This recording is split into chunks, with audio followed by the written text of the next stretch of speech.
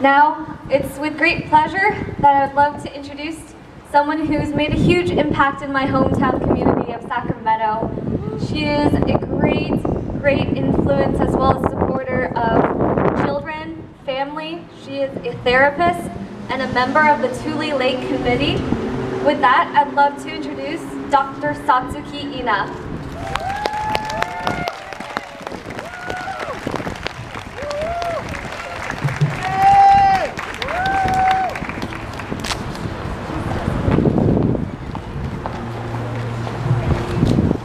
Good evening. Thank you for being here.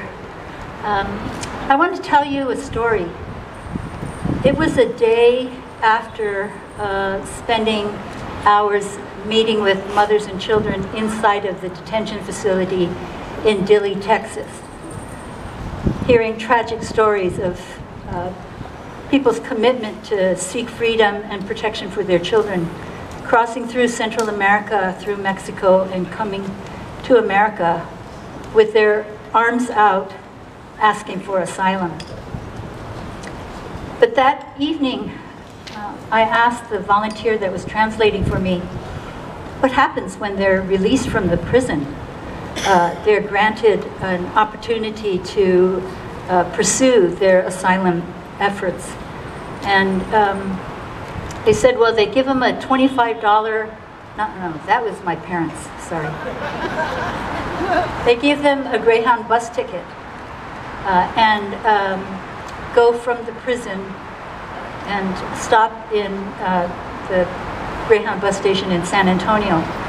And there are volunteers at Interfaith Council and some nonprofit organizations that wait at the bus station for these families to get off the bus, to do some translation for them, help them make their connection while they wait to meet with a immigration judge. And I said, well, I'd like to go with you. So we waited. It was dark by the time the bus stopped, and it was in San Antonio, so there are a lot of people in this Greyhound bus station pulling their suitcases and speaking Spanish. And I said, how are we going to recognize them? And they said, you'll recognize them because they will have nothing. They may be carrying a brown paper bag. And we waited, and sure enough, a mother with two young teenage children stepped off the bus with these brown paper bags. And the volunteers waited for a few minutes to make sure that they had identified the family that might need some help, and approached them, bringing the backpacks for the children that had stuffed animals and snacks in it. And the mother said that their connection for the next bus was going to be the next day. So they were trying to figure out where in the bus station they could sleep until the next day. And the volunteers told them that they were going to take them to a safe house, a place where they could spend the night and get a good meal, and they would be brought back to the bus station the next morning. So I went with them, and I sat in the back seat with the young boy. He's about 14 years old.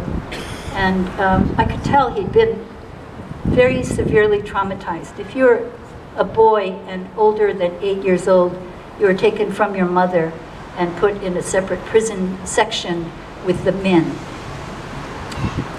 He seemed detached and in some ways frozen as he sat in the back seat of the car, very vigilant and fearful. We got to the safe house after about a 30-minute drive, and the door opened, and out wafted this incredible smell of frijoles and tortillas. And the women and the men that were inside wearing their aprons had been on call for any families that would need support that night. And they rushed over, warmed up the house, lit up the place, cooked food for them that they could recognize. And when we walked in, that young boy started to cry. And we sat down, and I don't speak Spanish, so I was sitting with a translator who was working with me all day, and I put my hand on the table next to the boy's hand to try and comfort him. And when he stopped crying, he looked at me and he said, "Are you Chinese?" in Spanish. And I said, "What did he say?" And she said, "He wants to know if you're Chinese." And I looked at him and I said, "No, I'm an American." And he reached into his little paper bag and brought out this wristband, this woven bracelet. And I asked him if he made it, and he said, "No.